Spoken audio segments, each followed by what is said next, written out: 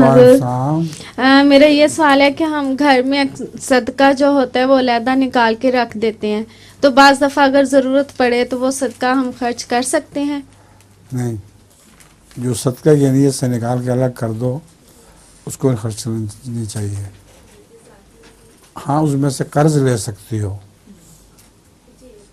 ضرورت پڑے تو قرض لے لو اور پھر واپس کرو اس صدقے میں. لطیفہ کیا ہے تمہارا؟ حضور ایک ہے چھوٹا سا. ہے سناؤ. 2 کپلز ہوتے ہیں تو ہوٹل میں ٹھہرے ہوتے ہیں، تو وہ ایک پڑھے لکھے ہوتے ہیں اور ایک جو ہوتا ہے وہ گاؤں کا ہوتا ہے.